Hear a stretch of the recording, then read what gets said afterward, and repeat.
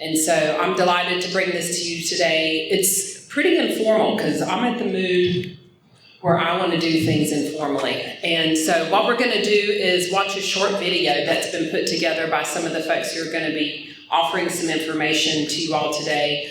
And then I'm going to introduce our moderator, Buck Bacon, and he's going to bring up some of our panelists one at a time can come up and they're going to be asking questions. These questions were submitted by you all who registered for the event, about 9 questions. We'll see what fits, what person when they come up, because again, we're doing this pretty informally. And then we'll have an opportunity from questions from you all. We plan on being finished at 7 p.m. We're definitely going to be out of here by 8 o'clock. Okay, because the church has been so gracious to allow us to use this space, so I want to say a big thank you to Athens First United Methodist Church for allowing us to have this space this evening, and they give their space a lot of time to our community. Also, I want to thank the Athens Downtown Development Authority who bought us our dinner tonight. So next time you see them, I'll let Linda know. Oh, and that reminds me, look at this neat thing that's on your table, and please take this with you. My children are too grown for this. But what this is something that the folks at the Downtown Development Authority put together. This can be put together, and it creates all the pieces that are needed for housing here in Athens. And so we're going to be hitting on a lot of those topics here today. There's an explanation about it on this sheet that is on your table there. So some of the housing programs that we currently have and are moving forward in Athens is going to help us achieve our goal of having housing for everyone. And then finally, we have a takeaway sheet, just in case. You have that there. You also have a survey there at the bottom, a QR code that you can take a picture of and give us some information, offer me some feedback, and also those who are speaking with us today. One other thing I said I won't forget is that the bathrooms are down the hall. And if you go around, please, because we're recording this, so this is going to be live streamed right now on the Envision Athens YouTube channel, and then there's also going to be a recording of this conversation on the Envision Athens website for eternity. So with that being said, I'm going to play this little video. Let's see how this works. My name is Rhodes, McLanahan, CEO of First American Bank and Trust. To me, affordable housing means a safe, stable place to live that doesn't break the budget, ideally costing no more than 30% of a household's income. Down payment assistance can help first-time buyers get through the door, but it's just one piece of the puzzle. A real solution takes a multi-pronged approach, more inventory, smarter policy, and community-focused investment. Hi, I'm Marqueta Swain, Affordable Housing Administrator for the Housing and Development Department of the Unified Government of Athens-Clarke County. Our department, better known as HCD, administers HUD funds to support affordable housing for the Athens-Clarke community. HUD defines affordable housing as housing where the occupant pays no more than 30% of their gross income for housing costs, including utilities. At the Athens Community Council on Aging, affordable housing isn't just about cost, it's about care. It's about safety, fixing dangerous conditions so older adults can stay in the homes they love. It's about guidance, navigating complicated systems when technology, mobility, or resources fall short. And it's about accessibility, because affordable housing isn't truly affordable if it doesn't meet your needs. We're facing a wave of aging adults in Athens, but not enough housing that supports them. That must change. Affordable housing means aging with dignity in the community you call home. Hi, I'm Charles Smith, Vice President of Operations at Athens-Area Habitat for Humanity. In our organization, we prefer the term cost manageable housing rather than affordable housing because for some, affordable housing carries negative connotations. HUD defines housing burden as paying more than 30% of your income for housing, which includes utilities. So cost manageable housing provides shelter for people at 30% or less of their income. Awesome. And we also have a slide here. This is from Shelia with the Athens Housing Authority, who will also have an opportunity to speak with us in just a second. So I want to say thank you to the folks who were brave enough to submit a video. I was like, are they going to do it? And some of you didn't. I really appreciate that. That was really cool.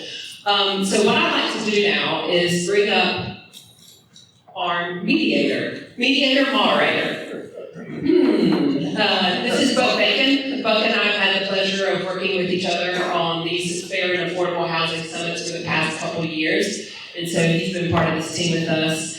And Buck, I'm just going to click like this, and that'll offer who is the panelist that's coming up next. I'll hand it over to you. Awesome. Well, thank you guys for coming tonight. And I'll go ahead and invite Jenna up to the podium.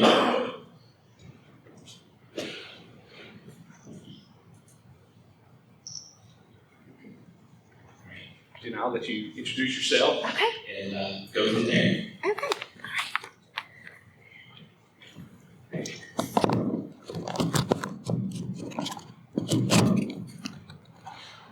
All right, can everybody hear me? Okay, all right, great. Well, thank you so much, everyone, for being here and taking the time to listen and discuss affordable housing in our community. Thank you so much to Sally and Envision for putting this event together and providing this opportunity to discuss such an important subject. My name is Jenna Moon, and I am here representing the Athens Community Council on Aging as our Director of Care Coordination. I also want to thank Eve Anthony, our fearless leader, for trusting me to speak on behalf of our organization. So the mission of the Athens Community Council on Aging is to promote a lifetime of wellness through engagement, advocacy, education, and support. We were founded in 1967 by local citizens who recognized the need for services supporting older adults in Athens and the surrounding communities. Today, ACCA provides 14 aging service programs to 27 counties in Georgia. Our motto is Live Well, Age Well. The agency functions based on 6 guiding purposes. These are to foster independent living and prevent premature or unnecessary institutionalization, to offer opportunities for participation in community life through a variety of educational and recreational activities, volunteer roles, and employment, to advocate for the rights of older adults and persons with disabilities in the community, to enhance the image of aging through community awareness, education, and networking, to identify needs and coordinate available funding and volunteer resources, and to provide support for caregivers. In 2023, we were awarded funding from Athens-Clarke County through the American Rescue Plan Act. We've used that funding for 2 housing-related initiatives, our Live Well housing program and housing counseling. Through our Live Well housing program, we assist low-income Clarke County homeowners over the age of 60 with home repairs and aging-in-place modifications. So far, we've completed 15 projects, but can already see that the needs far exceeds the limitations of our program. Some examples of the projects we've completed include replacing the roof on a home that had been covered with a tarp for months to keep out the rain, completely replumbing a home that had so many underground leaks that their water bill reached over $3,000, building a wheelchair ramp for one of our homebound Meals on Wheels clients, and renovating a bathroom to allow for a homeowner to continue living in her home after her mobility needs changed. In completing these repairs, we're also adding to or maintaining the value of these homes, which are generally the homeowner's largest asset and what they hope to pass along to their children or other families someday. When I was brought on in 2023 to manage the funding, I completed the HUD Housing Counseling Certification, which, paired with my prior experience in other housing programs, helped prepare me to provide housing counseling services at ACCA.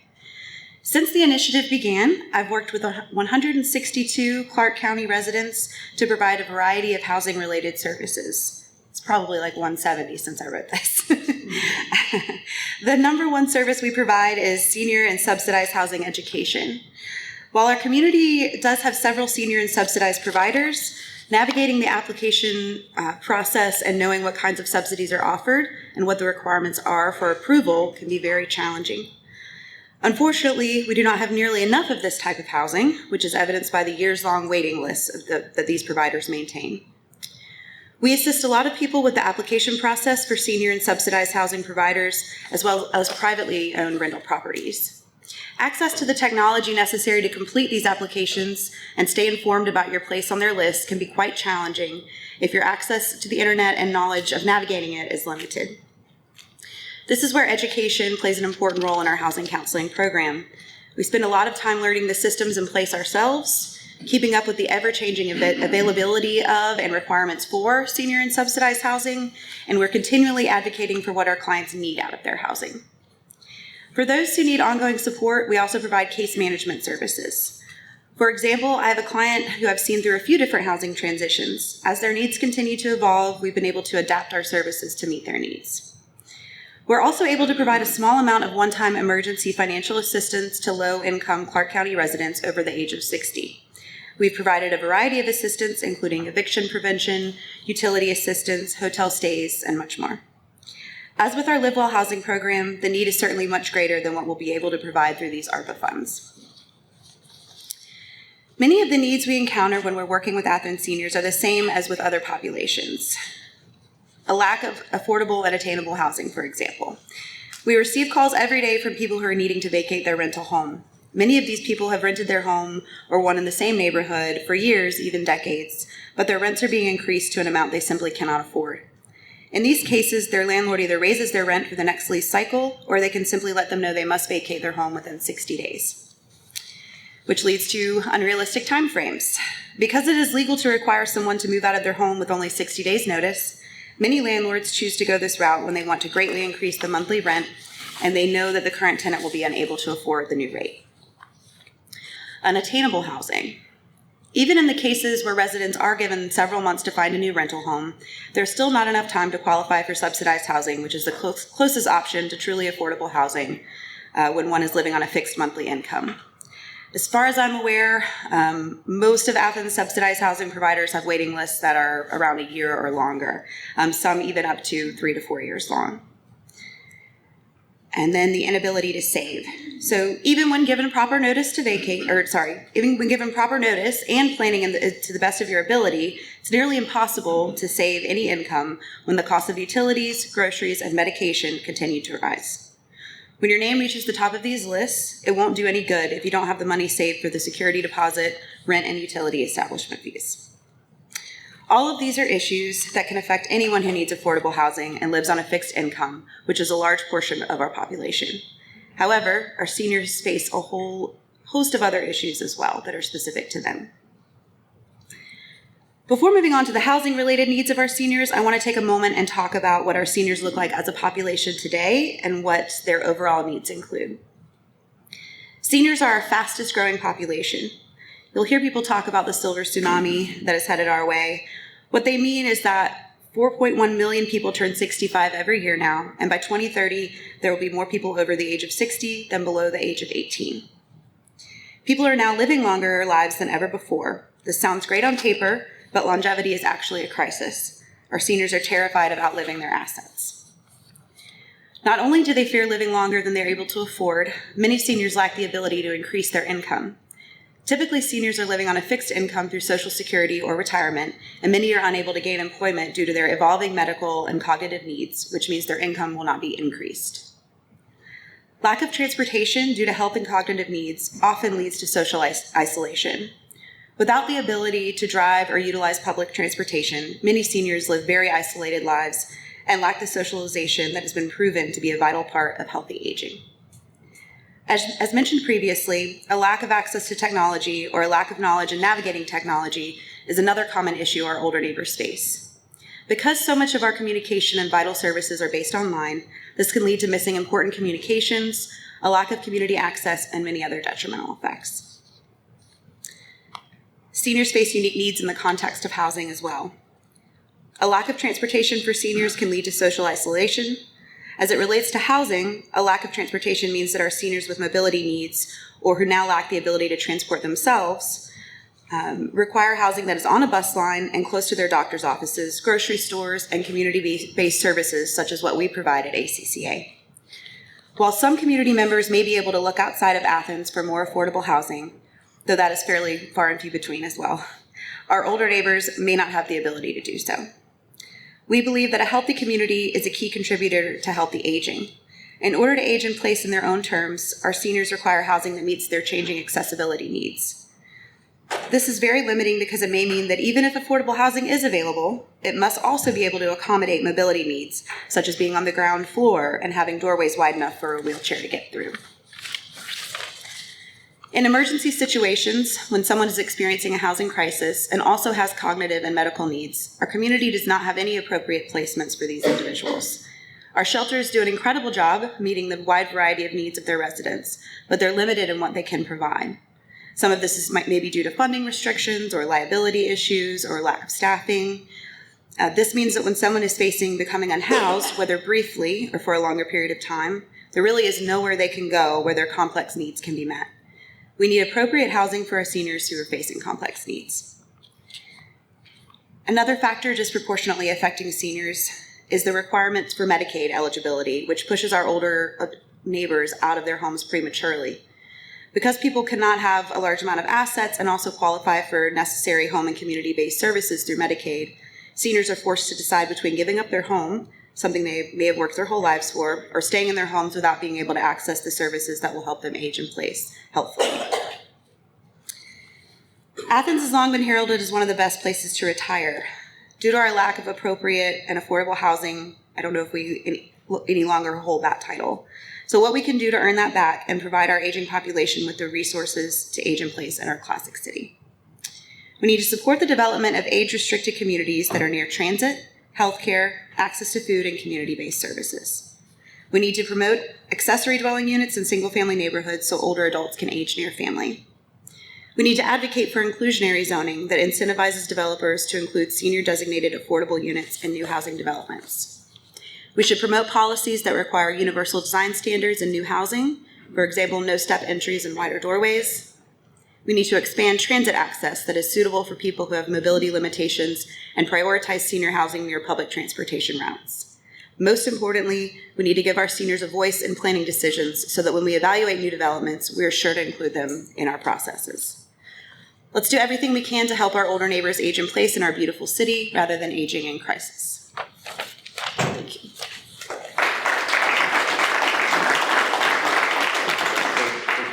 Thank you, Jenna, for all the work that you guys do. Yeah. And I know that we're going to give all the speakers an opportunity to speak, and then we'll have some questions from the audience, as well as questions from me. And so thank you very much for all your good work.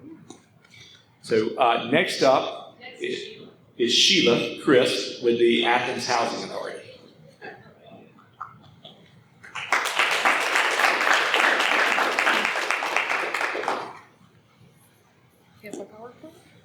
There you go. You give me that look, I'll definitely. Gotcha. 1 second.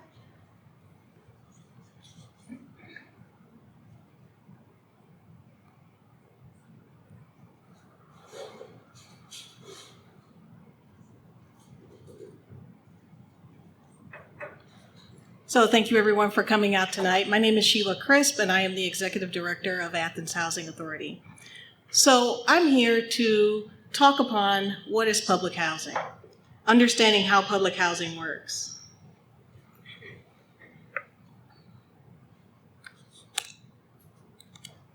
Public housing refers to government-owned housing that is made available to low-income families, the elderly, and people with disabilities. We also want to understand, what is HUD's role in public housing? How does funding work? What are the regulations and what is the oversight? HUD provides funding to PHAs to maintain and manage public housing units, funding for maintenance, repairs, and operational costs. There's also regulations that comes with that. HUD ensures PHA comply with federal regulation, including health and safety and accessible standards.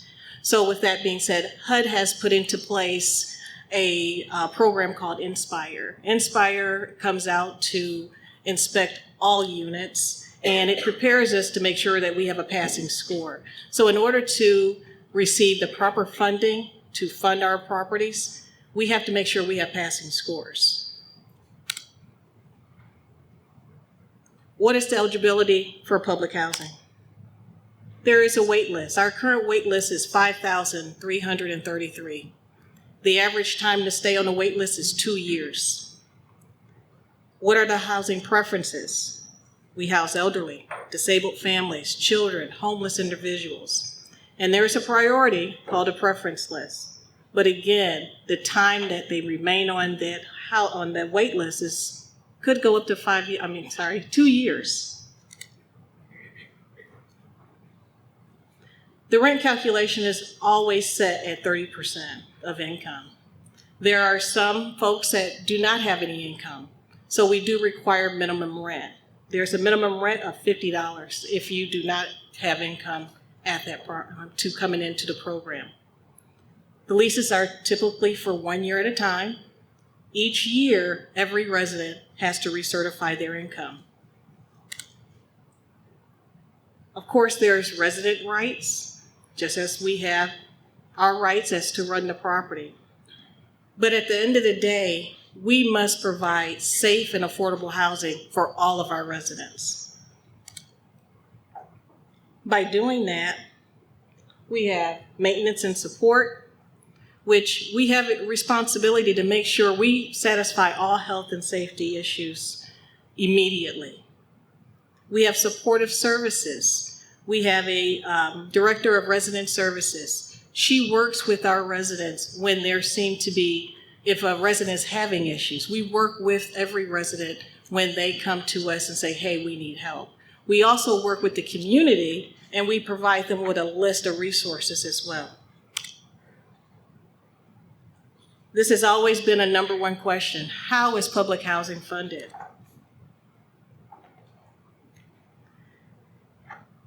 So, for Athens Housing Authority, each year we can receive up to between $2 and $3 million, and that's for capital funds. We also receive between $4 and $5 million, and that is for operating subsidy. So let me break it down. Operating subsidy is what runs the property, the maintenance, the operational costs, salaries. Capital fund is those projects that we do to monitorize our projects. So one thing that we do here locally, you'll see the project coming up soon, and that's our Parkview homes. We're replacing the doors, the windows, because the windows haven't been replaced in a while. So those are eligible activities that we can utilize for capital funds. As you know, we all have key challenges. One is the limited availability. Aging housing stock. A lot of our properties were built in the early 60s. I told you the money that we receive. A lot of that money cannot basically get those properties up to par. Maybe it could be one per year or half per year. But that is one of our issues and challenges that we deal with on an annual basis. And then also the affordability issues. In conclusion, public housing role in the community provides stable, safety, and affordable housing to low-income families. The need for continued investment, that's why we partner with everyone here in this room.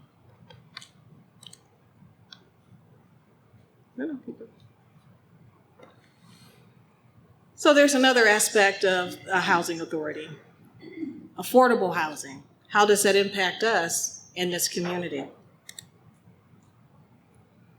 First, we have to identify the need. We work with developers to help build more affordable housing. That is how we are able to meet that 8,800 for Athens-Clarke County. As you know, we are working currently on Bethel homes. We have other 4% and 9% tax credits that we're working on to not only improve housing, but also to add to the housing stock that is a deficiency. What does that look like for affordable housing?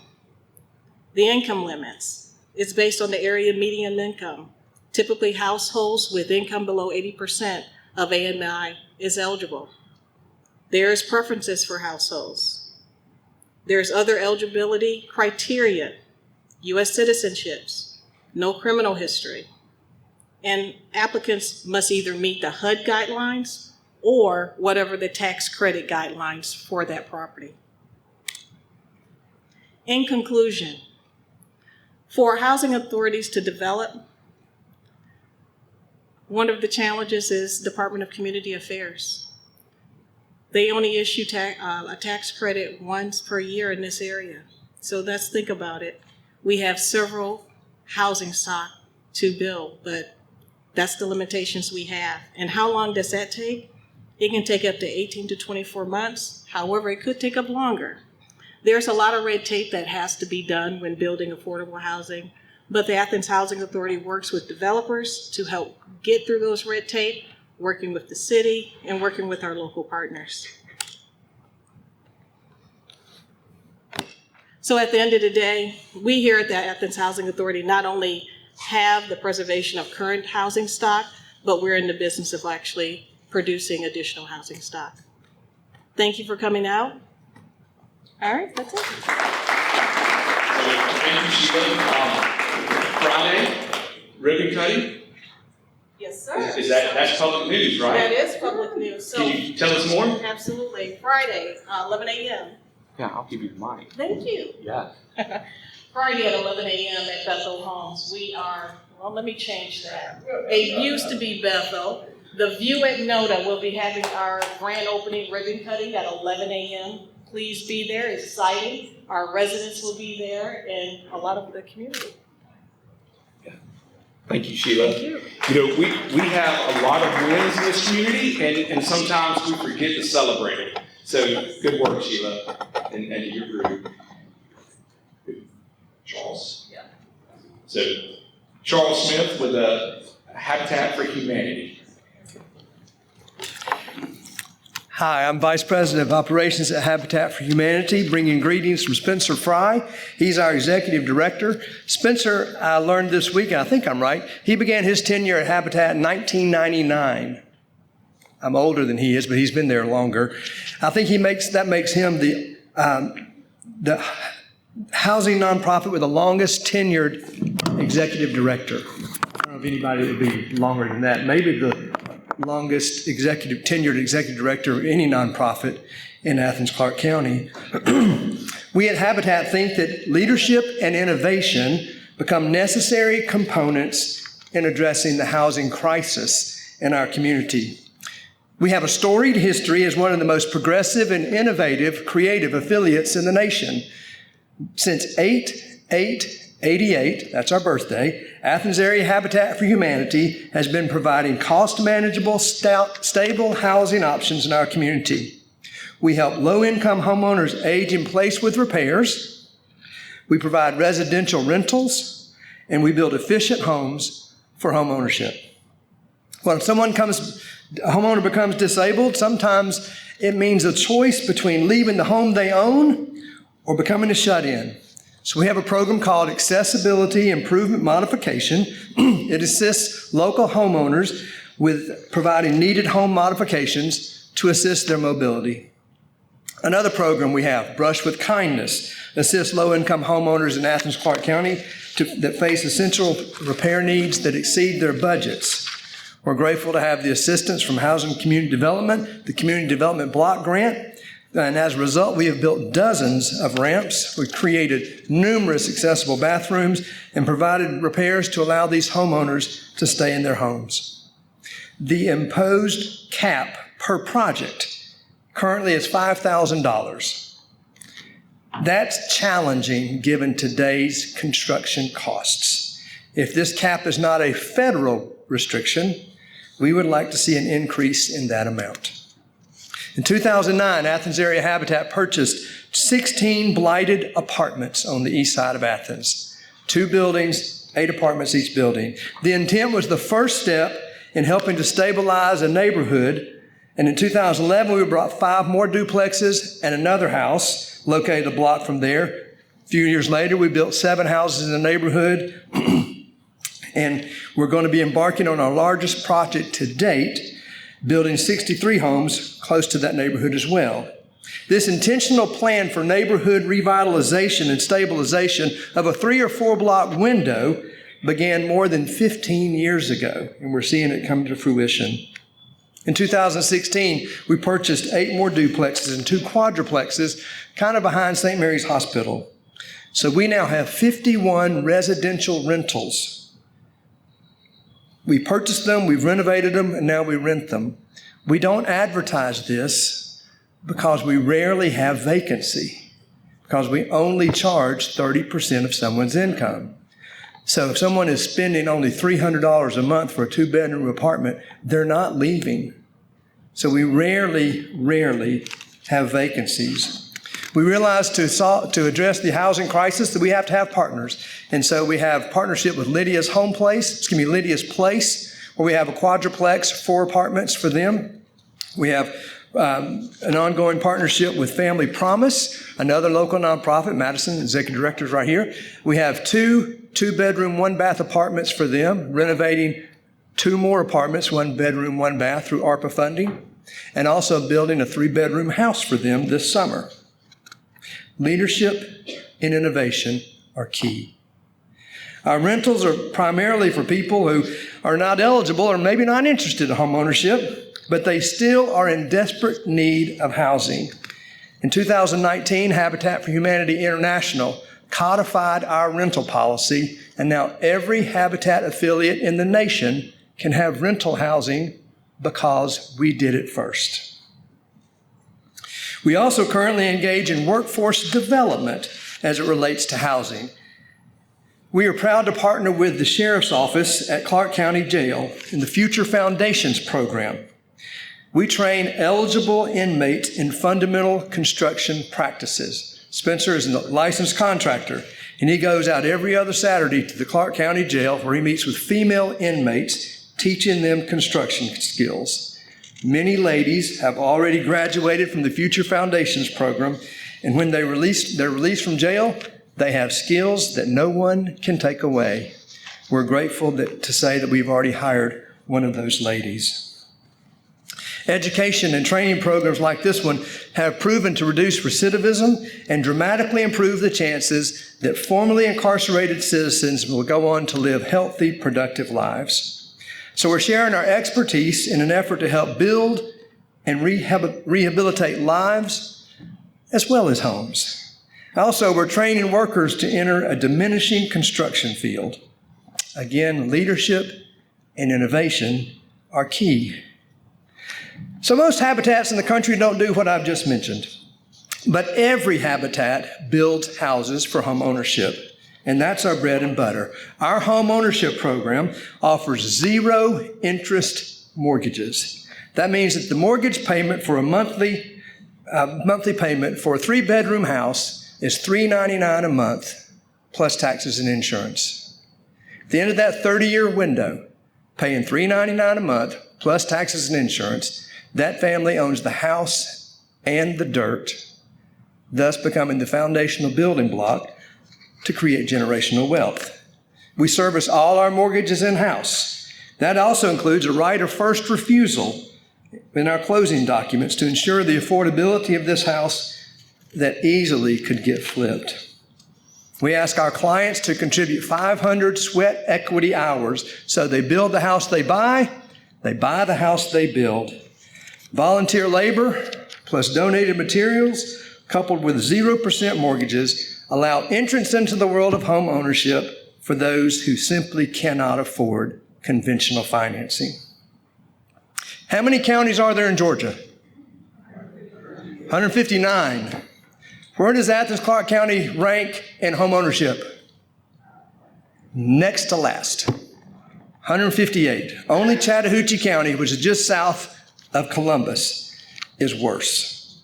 In 2023, Clarke County had 41.2%, Georgia as a state 65.5%, the U.S. average 65.7%. There are currently 6,000 households in Athens that economically or financially qualify to participate in our program. 6,000 households of renters. Let's take away 5,000 of those because maybe they don't want to own a home. Maybe they don't think they'll be here very long, whatever the reason is. That's still 1,000 houses that need to be built. The need is staggering. We intentionally build environmentally conscious and energy efficient houses. Our Kinda Tiny Homes project received a silver rating for LEED construction. LEED stands for Leadership in Energy and Environmental Design. It's the highest green building standard in the country. These were the first 2 LEED houses for sale in Athens-Clarke County. We're one of 16 affiliates chosen by the National Ready Mix Concrete Association to build with ICF construction, insulating concrete forms. They look like large styrofoam Lego blocks, and we stack them up, cut out for windows and doors, bring in Thomas concrete truck to do the liquid concrete. Blocks are filled with that concrete. We attach hardy plank on the outside, sheetrock on the inside, and the houses are 60% more energy efficient than stick-built homes.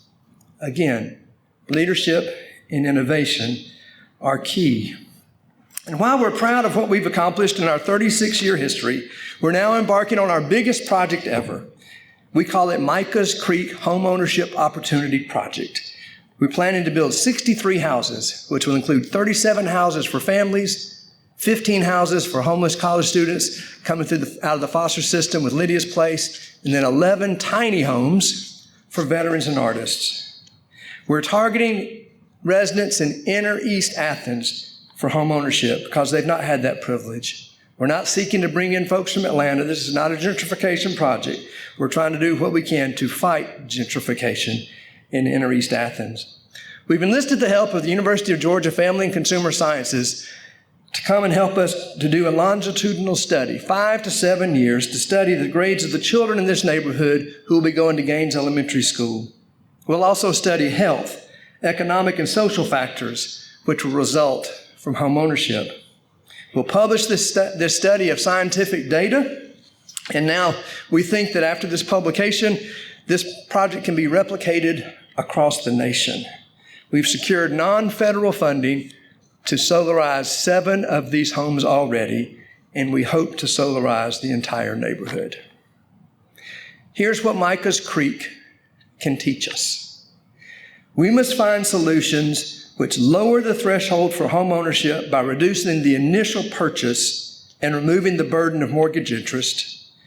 We must reduce the ongoing cost of home ownership through efficient construction practices. We must generate additional funding for future cost-manageable housing, and we have to underscore the benefit received by states and municipalities by replacing the need for open-ended, indefinite funding with one upfront investment.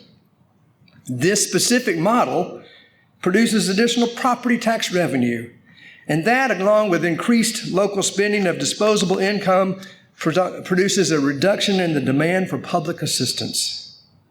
Key elements of this model are many. We target families who are at 50 to 80% of area median income. Nonprofit construction with initial upfront investment, federal, state, and local level. We build at a significant scale. Rather than just build an individual house here and there, we want to build neighborhoods. Locating neighborhoods in school attendance zones with documented achievement gaps are preferred.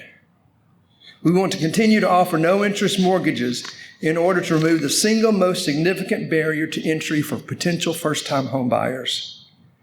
Mortgage payments then get reinvested into our revolving fund to produce an exponential return on investment to build more houses. We retain a right of first refusal so the houses will not be flipped on the private market. We provide efficient construction to reduce the long-term overall cost of home ownership. We have a formal preparation of first-time home buyers for the requirements and experience of home ownership. There are a lot of benefits to the neighborhood, which we will call Micah's Creek. I'd like to close with 2 goals, and then what we at Habitat view as deterrents to reaching these goals. The first goal, put more doors in the market. If it really is supply and demand, if that's a significant factor for the housing crisis, let's put more doors in the market. That'll stabilize and or reduce the pricing. It'll also provide a price ladder. As folks move up the ladder, lower cost housing gets freed up. Changes that will help put more doors in the market include: set the minimum house size to be less than 400 square feet. Permit construction of duplexes, triplexes, quadruplexes, townhomes, cottage courtyards in single-family zones. Allow residential subdivisions with flag lots. Reduce minimum road frontage requirements for residential lots. Permit small multifamily structures in any residential zone. And I echo what has been mentioned, permit accessory dwelling units. Essentially, the government should remove barriers to construction that have no effect on life, health, or safety. Innovation in land use and construction techniques is paramount to the success of housing in Athens. The second goal, let's see what we can do to reduce the cost of housing. Here are some things we can do. Remove codes on the books that do not address life, health, or safety. I heard about 4 of those today in my office. Be innovative with land use in the smallest county in the state, with a significant percentage of land owned by nonprofits, including the University of Georgia. Remove many minimum parking requirements for multifamily structures that are served by public transit. Remove setback requirements on residential dwellings. Remove height restrictions on residential structures. Increase density limits on areas zoned for residential. Increase processing time limits on applications for permits. Reduce permits, regulatory fees applicable to construction of ADUs or multifamily structures. And remove maximum lot coverage applicable to residential dwellings. We will make these same requests to those who need to hear it. Athens-Area Habitat for Humanity continues to want to address the housing crisis in our community. We want to lead innovatively to provide cost manageable housing, and we're grateful to partner with so many of you. Thank you. Thank you, Charles.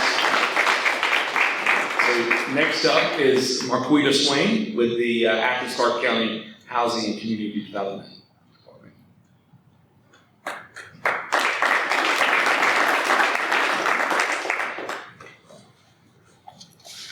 Good evening. Thank you for inviting us to participate in the annual Fair Housing and Affordable Forum. I want to say that my name is Marqueta Swain, and I am the Affordable Housing Administrator for HCD. We have 18 full-time positions, and we have some of our team is represented here today. We have our housing coordinator, Solomon Smothers, and our assistant director, Alejandra Cova. And so I appreciate you all being here today, because I can't do this by myself. It takes all of us to do this. So basically, as far as our affordable housing, and I don't know if we have the presentation. Do we have a presentation? No, okay. All right, that's fine.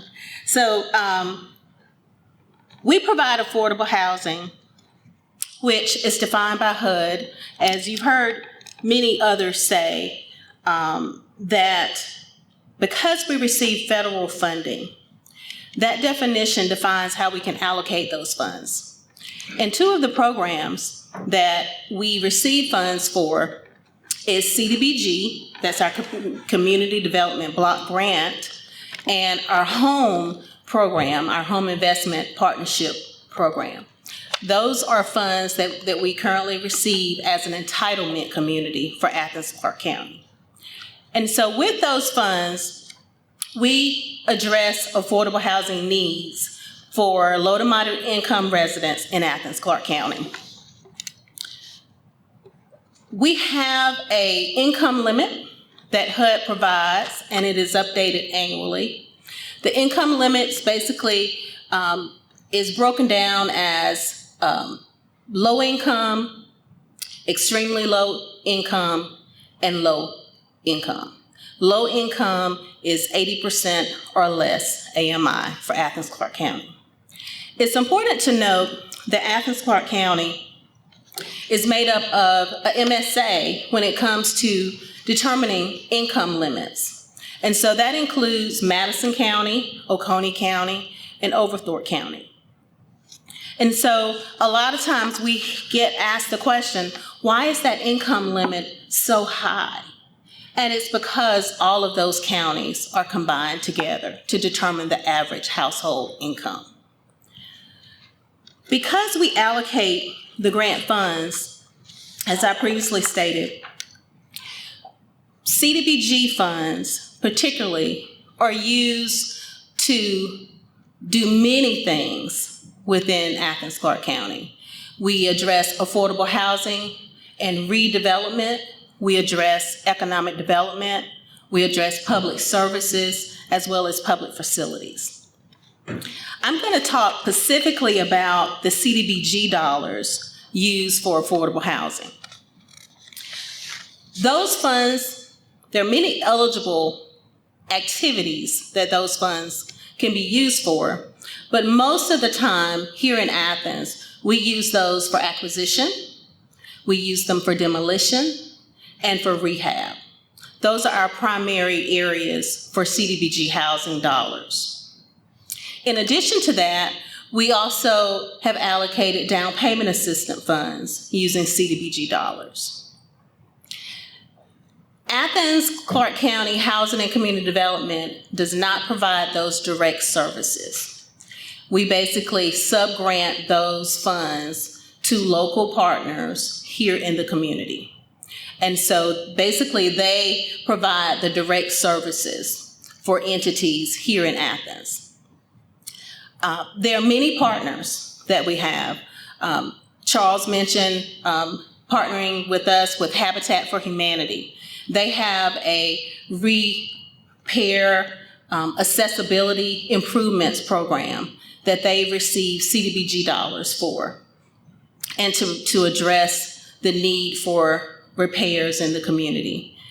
Athens Land Trust provides down payment assistance for their first-time home buyers who are interested in purchasing homes through their program. In addition to that, Historic Athens has a rehab program that they use CDBG dollars to address elderly historic homes in the community. And so these funds go a long way, and they have served the community well. There's never enough funds to address the need in the community. And so we do what we can.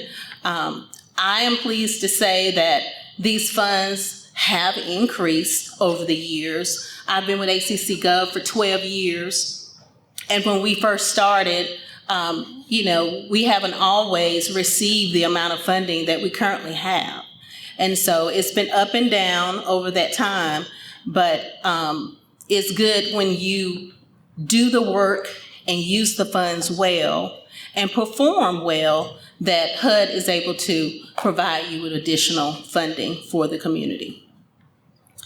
I'm going to touch a little bit on the second program that we manage is the Home Investment Partnership Program. This program provides new construction funding to build new affordable units here in Athens-Clarke County. That can be single-family units as well as rental units. New construction, as we know, is very, very expensive. And a lot of times we don't have enough funding to do a project total cost. So home requires that an entity invest funding themselves into the project. And we call that gap financing. We leverage private and public funding with the federal dollars of home to create these housing projects in the community. Some of the examples, we had some pictures, but some of the examples that we've used these projects for, I'll just give you an example. If you are familiar with the layout of the Athens-Area and the census tracts, home dollars, it was $580,000 was awarded to Athens Land Trust to rehab the historic McBurney house located on Reese Street. It was a single-family home, and they converted that home into 4 one-bedroom, one-bath apartments. And so that was a major undertaking because remember I said it was a historic home. So there was a lot of red tape, a lot of historical preservation requirements that they had to maintain in converting that home to 4 apartments. We've also used home dollars in the past to help build Athens Housing Authority Savannah Heights homes in that neighborhood. They currently also was awarded funding for FY25 to build some additional homes, and that's located on the east side of Athens.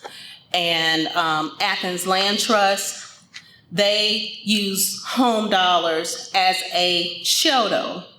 And SHODO is basically where it's a particular organization that provides and addresses housing needs for their local community. And so there are different requirements that a SHODO must meet based on their board, based on their mission, based on the representation for low income. All of those things are considered. And so they have used those dollars to build several homes throughout Athens. Dublin Street comes to mind. They're building those homes. We've completed 3 homes with the home investment money, and they're using ARPA dollars to also build additional homes as well. And so, again, home is very complex, but it is a good way to, again, use federal funding in addition to local private partnership funds to be able to utilize those funds. And then I'll say this also, Columbia Brookside with Athens Housing Authority, we were able to invest home funds in phases 1 and 3. And so home dollars didn't go into the entire 100 and whatever number of units. Home just represented a small percentage of the assisted units. And so for phase 1, I believe it was 10 home assisted units. And for phase 3, it was 7. But those were $1 million contracts. And so they used other funding, low-income housing tax credits and other funding to be able to build those larger multifamily developments. In addition to that, I want to touch briefly on our ARPA funding. Everyone knows that ARPA is the American Rescue funds that we received after COVID, and HCD went into, I guess, a shock because we were used to managing maybe $2.5 million, upper of $3 with general funds, and then all of a sudden we had over $30 million that we had to manage. And so these funds have been allocated for many, many, many different reasons and purposes, from affordable housing. We have new construction with Habitat for Humanity. They just had a home dedication on Peter Street for a family, and that's just one of their units. They're building 10 units with ARPA dollars. We have Athens Land Trust. They're using ARPA dollars to build new homes on Dublin and Hawthorne Extension. And so there's just a lot of good work that is being done to address the affordable housing needs in the community.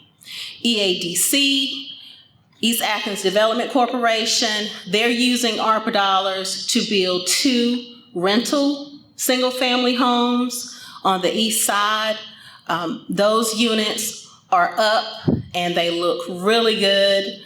And so, it takes a village to be able to build these homes and build these neighborhoods. It's not an easy process. And so I will just stop there. I just wanted to touch on the affordable housing, but ARPA dollars, they're addressing youth, economic development, down payment assistance. There's a lot of good work that's being used with those funding. And then the last thing that I wanted to briefly touch on is The fair housing. So HCD has been hosting fair housing events as long as I can remember. And it is important that we continue to address fair housing. We, in addition to participating in other community fair housing events, HCD hosted 2 fair housing events this month, in addition to a community resource fair on Saturday. And so it's very, very important that we continue to educate the community on tenants' rights and ways to avoid being discriminated against housing. And so we had a presenter come in from Atlanta Metro Fair Housing.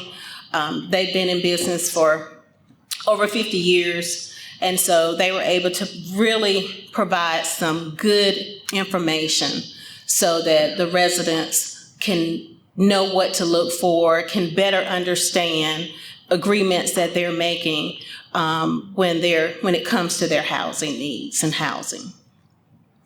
And lastly, in conclusion, just to make sure that the key takeaways that we wanted to communicate, and this is something that our executive director, Melinda Lord, she wasn't able to be here today, but she just wanted us to stress that HCD manages federal dollars that we receive.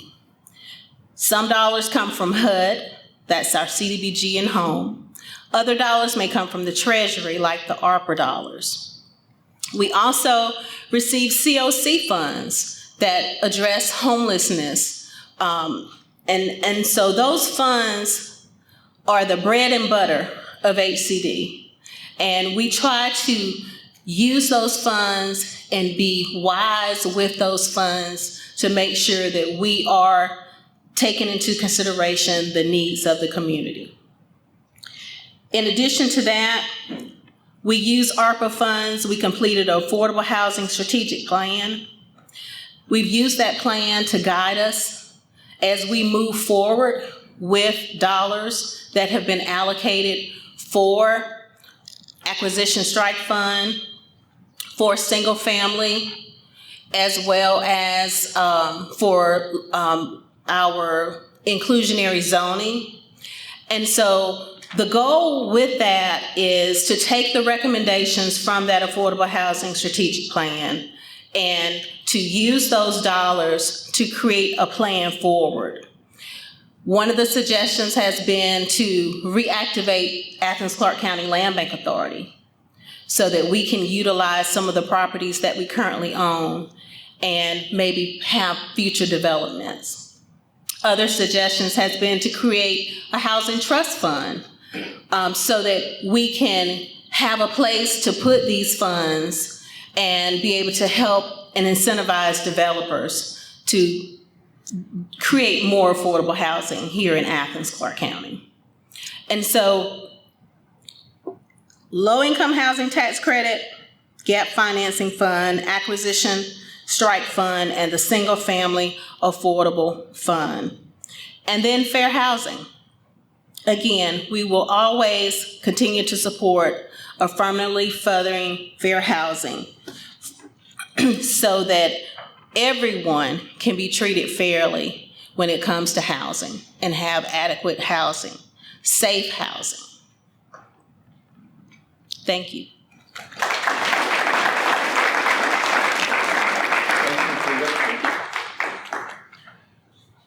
All right, so next we'd like to invite Rhodes McLanahan with First American Bank.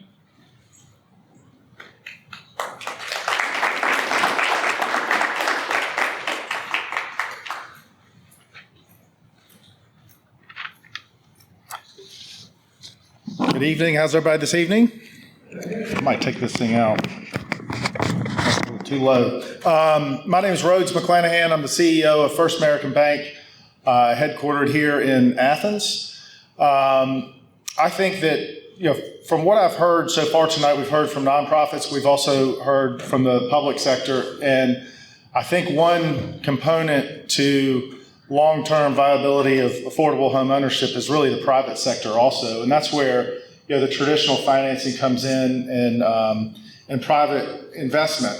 And that's kind of the piece that we haven't really talked about. And quite frankly, I'm not sure I'm 100% ready to talk about all of those things. I think, Charles, you laid out a lot of different ways that we can make homes more affordable.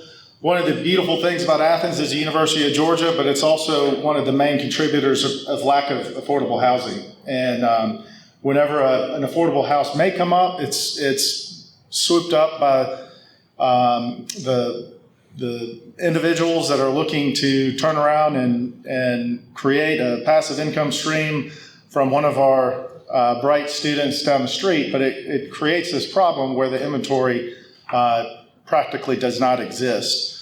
HCD does have the ARPA grant money. We're managing one piece of that, and that's with our home program, and it's the affordable housing program. It's really stemmed from the Athens Justice and Memory Project Affordable Housing Preservation Initiative. And when we were having initial discussions with Alejandra and her team, one of the things that we immediately saw was that this program probably is not going to work in its existing format because we've heard about the AMI limitations, which are really closely mirroring, if not an exact image of the HUD requirements. And because there's not truly affordable housing, when you start limiting income, then your equation doesn't work. You have to have an affordable house and you have to have income that's not too high to be able to qualify for that. So one of the things that we did build in, so we struggled because we really wanted to, we sat down with Hattie Whitehead day one, say we want to execute this based on what, the 80% AMI for the qualified census tracts within Athens-Clarke County, 65% for non-qualified census tracts, and we weren't getting any traction whatsoever. In fact, the only traction we were getting was with Athens Land Trust because they were being able to subsidize the cost of the house. So now we could use a subsidized house in terms of the amount of the house with those income limits. We did build into this on day one the ability to increase that threshold, which kind of goes against what the initial thought and how those funds were going to be allocated. But we knew that we were going to have to do that to effectively use those funds. And so we just recently, I think about a month ago, increased the AMI limit to 120%. And we're getting, certainly getting more traction out there in terms of being able to couple the income requirements with the house. But the issue still is the affordability of the house. And that's kind of what Charles had his rapid fire, bullet points at the end in terms of how do you bring down the cost of the inventory that's out there that's available for people who want to have an affordable house. So just for your information in terms of the home program, and I'm happy to send a PDF of the program itself in its existing format. Basically, it's got to be an Athens-Clarke County resident. They cannot have owned a house within the last 3 years, so it's really supposed to be first-time home buyer. There's a little leeway as far as that's concerned.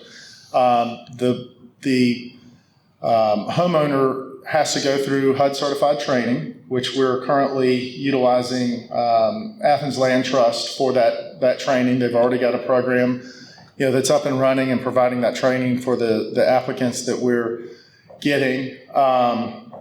And they have to put $1,000 of their own money into the house. One of the things that we do have access to is additional layering of funds. So the home program is 10% of the home purchase up to $25,000, which is great. I mean, that goes a long way to reducing the cost to that homeowner. We've been layering the Federal Home Loan Bank. Since we're a member of the Federal Home Loan Bank, they also have a program, and it mirrors the HUD guidelines. So the two programs kind of lay on top of each other, hence the layering. And that this year they've actually increased it, so it's another $17,500 to go on top of the 10% or $25,000 limit. So $250,000 house could get up. Well, I'm going to look at it on my piece of paper, so I don't give you the banker math. Well, it's not on this. You can do the math. It's it's around $40,000. Of down payment assistance, which is really good. And once again, it goes a long way. But unfortunately, we're still, and it's not unfortunate because we've got great partners ourselves. But right now, it's really the inventory is coming from the Habitats of the world, the Athens Land Trust, and Athens Housing Authority. Ultimately, so big picture, we've got to be able to figure out that. The inventory and how much it costs. And I don't think that there's a very easy solution, but in my opinion, the solution does need to combine the efforts of the wonderful nonprofits that we have, as well as our local government, federal government, state, and but also, almost as importantly, the private sector, because the private sector does have a vested interest. We should have a vested interest that our community, our citizens within the community, our employees have an affordable way to home ownership, which is the number one way to build net worth. And so I didn't prepare anything today. That's all I have, unless, certainly, Buck, if there are any questions related to that program. I think I covered the program for the most part. But thank you for inviting me to come, Sally, and thank you for all of the prior presenters. I think one of the key terms that Sheila was maybe the first one to use is continued investment. And I think that to have long-term affordable housing, you're going to have that continued investment, and it's not just the dollars, but it's the investment of everybody in this room to come up with that solution.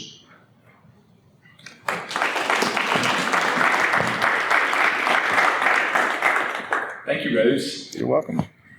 I'll take that mic. I'm going to hand it to Sally. So a couple of house rules. We have to be out of here no later than 8. We'd like to be done by 7:30. So that means we've got about 15 minutes for questions from the audience. Sally? And then we're going to have some closing remarks from Commissioner Thornton. Hi, my name is Heidi. I'm the director of a fatherhood program that falls under Action Inc. There's about 4 that fall under there. One of them is the ACE workforce. We partner very close together. Our participants are men incarcerated and men who are going through a year-long recovery. Our biggest problem, believe it or not, is not finding them a job because of what we provide them. But let's be specific to Athens, because I could talk about Newton, Jackson, all kinds of counties. We serve the jail, ACC jail, the CI, the prison there, and the diversion center, which you see right up front on Lexington. Our biggest problem is finding them a place to live. We get them so trained up between the forklifting and the welding, which comes with OSHA 10, CPR, everything they need, cranes and rigging, to get a job out there. Some of these guys are making more than I am. And it's wonderful. The biggest problem is the no criminal background.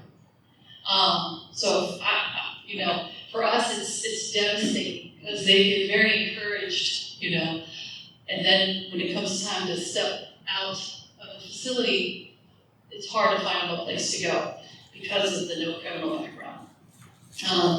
So I am here to learn and soak in everything you're doing. And if there's anything you can help us with, or where to lead these guys, because I promise you, if you were sitting next to some of them, it just invades you. There's no certain type, I should say, but it's all walks of life that sometimes make a mistake. And we go to these things, we're gonna head up to DC, and so we just try to get as much partnership as we can and see if any of you have any suggestions for us, partnership with these guys. Even the guys that are down in Jackson County at JCCI, a lot of them work up here in Athens-Clarke County. We also serve the Palm House. I don't know if you're familiar with the Palm House Recovery Center over there off of, I think it's Oglethorpe. And these guys are working, and so are Diversion. And so the whole time all of you were speaking, I was thinking of those two in particular, because they learn how to save money. They go through our 30-hour fatherhood program, which 6 hours of it is financial assistance. But it's just so devastating, guys, when it's time to open the door and let them out. Can't find a place to stay because. I know we've got a lot of smart resources in this room. Okay. So what I'm hearing is that, right, you've got clients who are learning great job skills, right? And they stay with us for 12 months. Yeah. And that's always the thing we keep hearing. And then the challenge is finding housing. Yes, sir. So with all the brain power that we have in this room, are there any organizations that could provide some assistance to that need here today? Or either some feedback or thoughts? You're not alone. Okay. Yeah. We all do. That. I mean, they're employed, they're ready to go, and that seems to be the hurdle. So maybe that's something that we can all take back, and we have a signing list, or we can provide you with some contacts, and maybe that's something that we as a community need to be thinking about, right? Is that fair to say we can't answer that question today? It's on the rocks list. So thank you. That's a great question. And then Sally has the mic. Yeah. Hello, everyone. Roderick Flanagan, Athens resident, born and raised here. Been working in the housing space for about 10 years. Was working closely with people in East Athens, trying to stave off some gentrification happening in the area from out-of-scale development. And, got really involved in the infill housing ordinance came up in around 2016, 2015. And so just wondering if we can create some similar protections for neighborhoods so people aren't getting displaced. There was a private investment company that came in about 2 or 3 years ago and bought up several rental units and raised the rent by 25 to 50% overnight, which displaced a whole bunch of people when I was a neighborhood leader. So I was helping people relocate, get movements into housing. One was a veteran. He moved into a trailer park. And so, there's a myriad of things that put people in crisis. I wonder, how can we be creative with our policy moving forward? Like we were talking about earlier with the land trust, with Habitat. Some of the things we need to do to restrict or remove barriers. But then how can we also be creative to create a housing stock that we want and need? And then also I had a question about, I was doing some housing research and I came across the Faircloth Act. And wondering, is that still prohibiting how much the percentage of public housing that can be in a geographic area and how that plays into some of the public-private partnerships that need to happen, and how we can create policy to spur more development by those agencies or allowances specific to those agencies. I'm working on some policy myself with a local organization, and anyone that wants to be a part of those conversations, I hope will reach out and come help us out. Yeah, thank you. Yeah. Thanks, Roger. So I heard two questions, I think. Is what can we do to try and address gentrification in some of our neighborhoods? And then I heard the Faircloth Act, and I'm not familiar with that. So yeah, so Sheila, you raised your hand. Yes, Faircloth. So we use existing, as we build new units and they're associated with public housing, there are so many units that HUD keeps reserved for us so that we can do Faircloth Durant. Faircloth Durant, the white paper states that you do not have to traditionally turn it into public housing, but working with a private investor to help build more affordable housing based upon the number of units that we have on reserve. So if you want to have that conversation, we can have that. So thanks, Sheila. So it's always great to make those kinds of connections. Anybody want to take the gentrification question? Yeah. Maybe that's something that we can write down and think about. What I took from that was protections for displacement. Yeah. And so that's something, some of the purpose of how come we're doing this tonight and opening up for questions is the GIC committee is highly represented here in this room tonight and may take some of the suggestions and as initiatives to move forward to help protect housing in Athens and to create additional housing in Athens. So these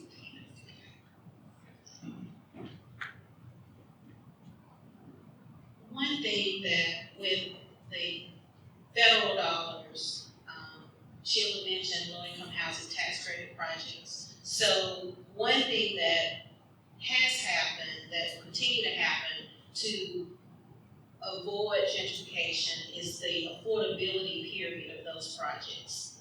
Most low-income housing tax credit projects are up to 30 years. And so just the idea of creating more of those type projects can be a source of protection.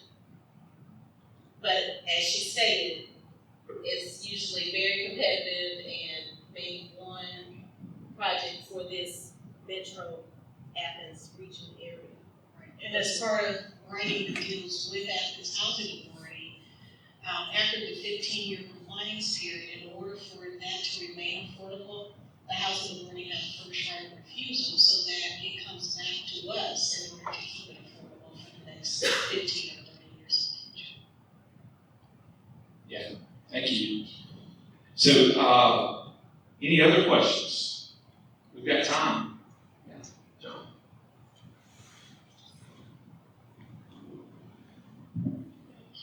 We know Athens sits at around a 2% vacancy rate in our housing market, and we know that is because of a shortage of units. We know there's a huge influx of additional residents we're expecting over the next decade, as well as a few, at least 300-400 plus people who live outside on any given night or in a shelter.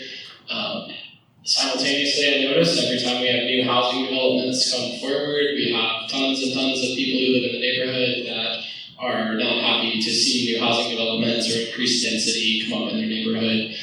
At what point do we as a community accept that we don't have enough housing and are willing to make the legislative decisions it takes to bring in more density? I know we have the future land use plan, I know we have codes, ordinances, and reviews and such going on now, but I would invite and ask this question of everyone, at what point do we recognize that this has been a problem for a number of years, and are we willing to not only accept but embrace, welcome, and say, yes, we need more housing and I'm willing to accept it in our neighborhood? And I kind of asked that question to everyone of what are you willing to do and what are you willing to speak up to have more density at what cost for your neighborhood? Yeah, so Bruce Lonnie with Athens-Clarke County Planning Department was not able to make it. I think he could probably help you answer that question. And I hope everyone has been engaged in the future land use plan, participated in that process. Danielle? Just as a reminder, the last session is tomorrow at the library, Baxter Street, to give input, and they are collecting comments for the future land use. Tomorrow at the library, I believe, is the last one of the sessions for the future land use. And if you haven't already gone down to take a look, and if you haven't already filled out a bunch of post-it notes with recommendations about density and infill and all of those fun things, I highly suggest you do. And if you don't have the time to do it, just get online, talk to your commissioner, be very vocal about what you would like to see. So yes, just a reminder that it's tomorrow. Sorry. Yeah, tomorrow at the library. At the library, yes. Yeah. 5:30, I believe it begins. Thank you. Thanks. Yes, ma'am. I just want to make sure I understood John's question. I know you added on the part about the future land use and things that are going on, but I thought I heard you also ask about communities welcoming both? Okay, so, and I guess, were you asking all of us to? Yeah, it was just a general. Yeah, it was kind of definitely a rhetorical question. Just generally, like, at what point are we as Athenians, as people who are here at an affordable housing summit, willing to say that we want to see more density in our neighborhoods? And simultaneously, we have to also very much consider gentrification, very much consider all of the multifaceted things that go into this. But we certainly 2% vacancy rate in our housing units is far too low to ever have a truly healthy housing environment where people can get access to housing. Okay, just was trying to make sure. Understood. I don't have an answer, but I got you. All right, thank you guys. Anybody else want to weigh in on that conversation, discussion? Are you happy we get it on? All right, so we've got 3 more minutes. Is there anyone else with a question? Statement. Would you like to do the questions that folks submitted and see if there's any questions, any answers from our panelists for sure? So we did receive a couple of questions, and I went through those questions to make sure that we had the right folks here to answer some of those questions too. So one of those questions was what policy tools can ensure new developments include units for permanent supportive housing for the homeless? We really didn't dive too deep into homeless, but is there anyone who would be able to answer that question? Or have any thoughts? Go ahead, Solomon. You asked the question. I can. What policy tools can ensure new developments include units for permanent supportive housing for the homeless? We can take that back with us and discuss it with the gig committee. Another one, I think the last one that came in later was one that I was like, The local faith? yeah. So how can the local faith community play a part in moving forward towards more accessible, fair, and affordable housing in the Athens area?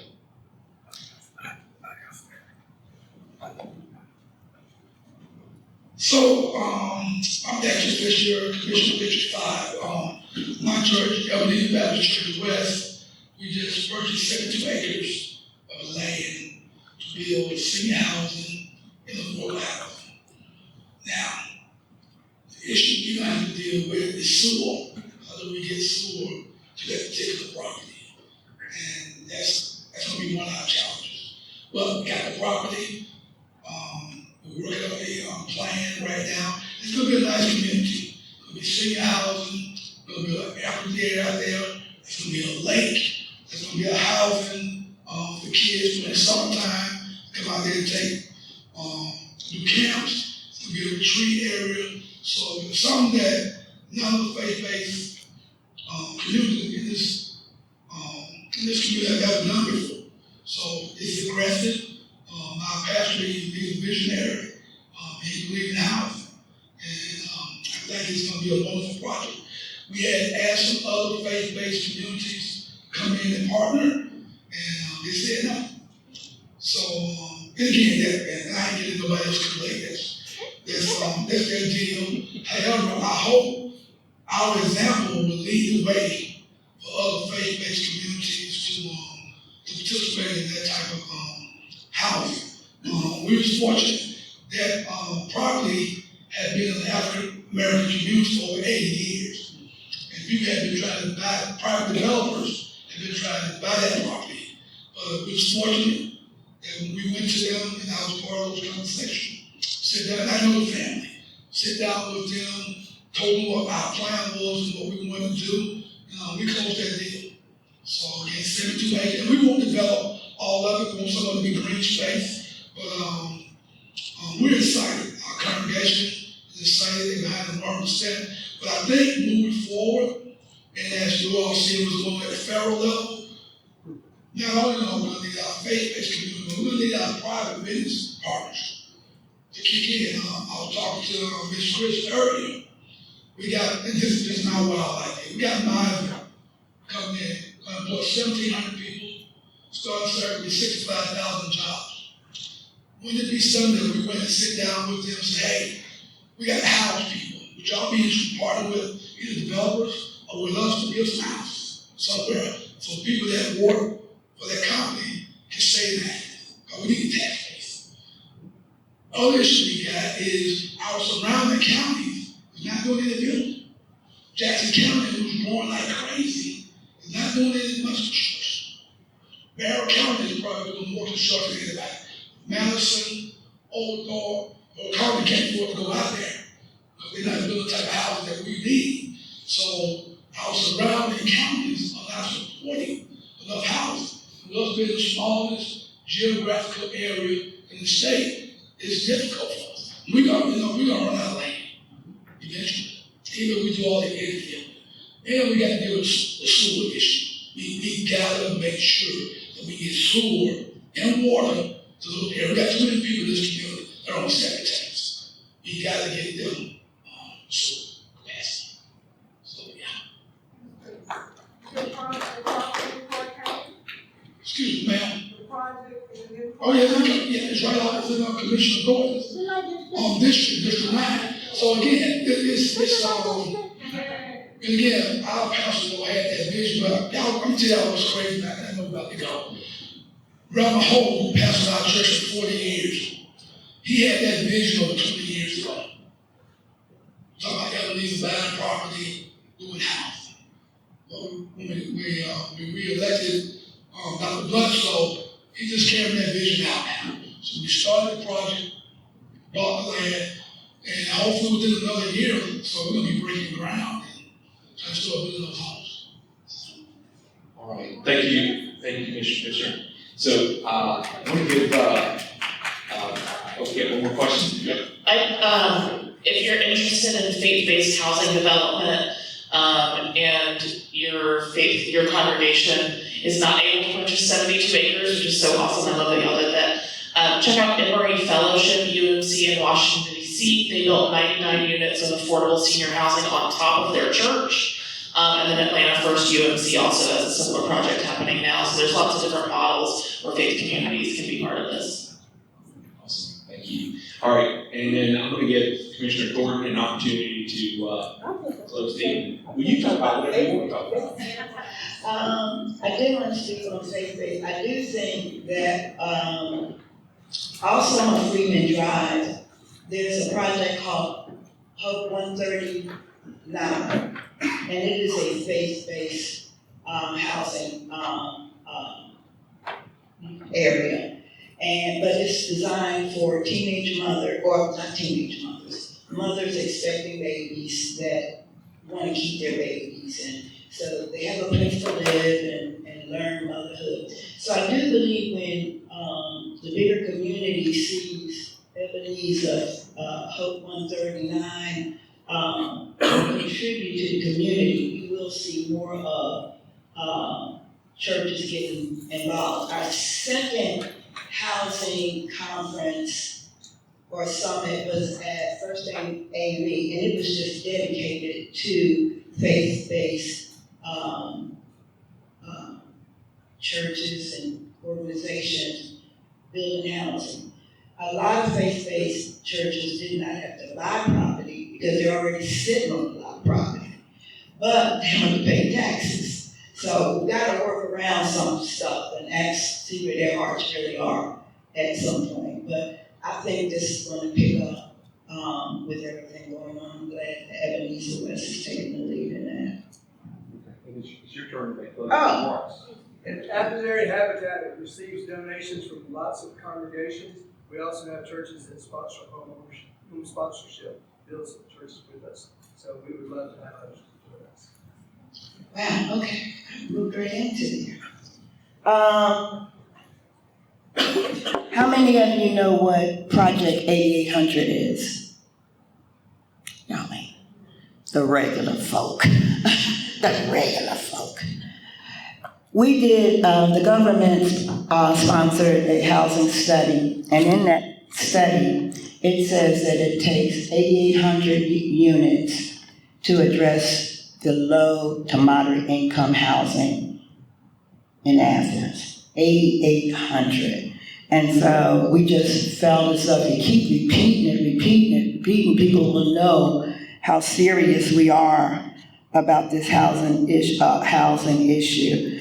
First of all, I wanted to make notes so I wouldn't be rambling, but guess what? I'm still rambling. Because I don't know if people understand, when we really started doing these housing summits, it was because of, I like this, what was signed in 1968? Ta-da! I have no prize. The Fair Housing Act. And that was due because of discrimination, primarily with Martin Luther King, and he led that. And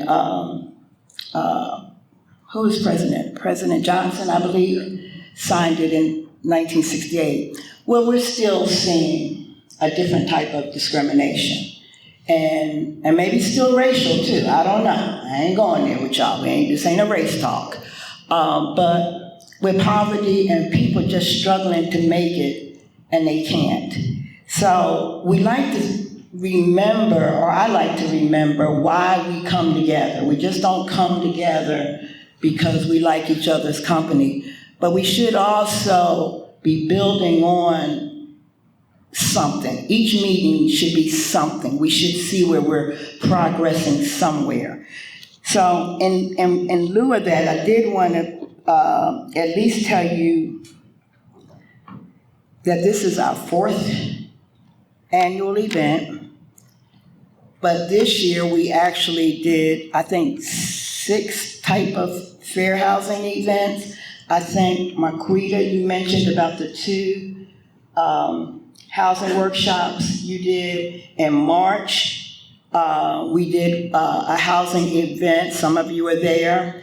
Great turnout, just like this. And then we did something different.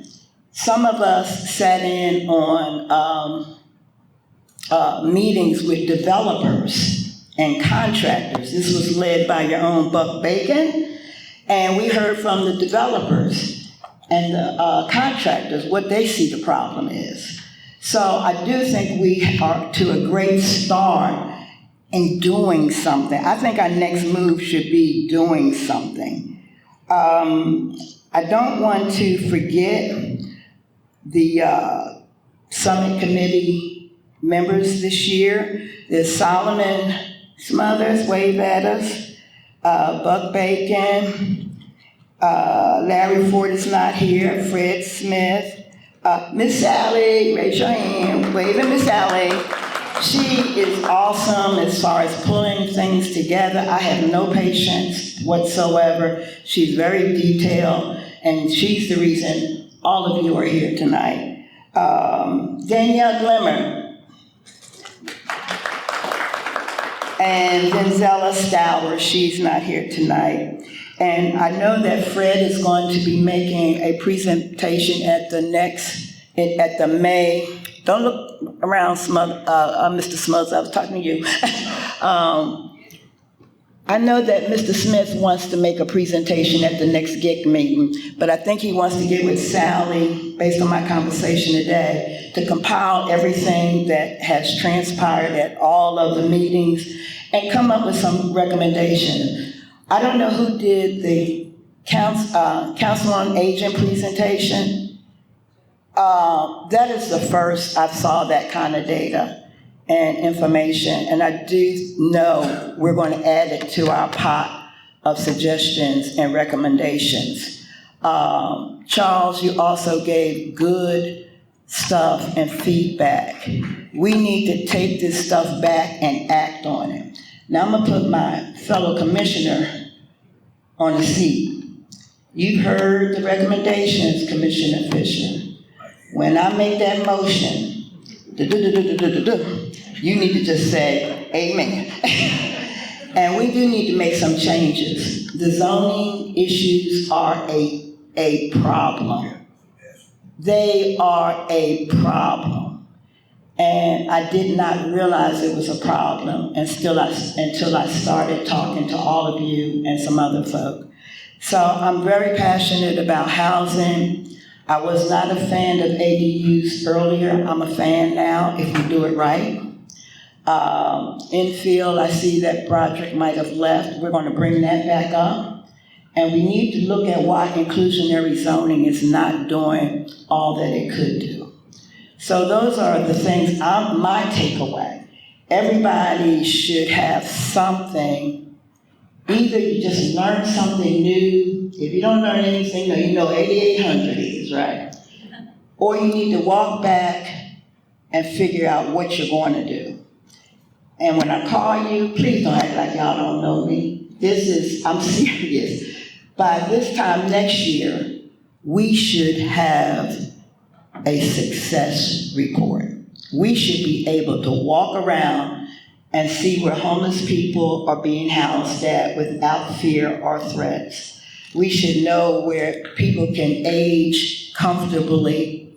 We should know that we have all contributed. We should lead the way. We, Athens, Georgia, the smallest county in Georgia, we can lead the way to affordable housing if we do what we're doing now, and that's working together. Rhodes, I gotta give you a holler out, because having a banker around the table with you, that is huge.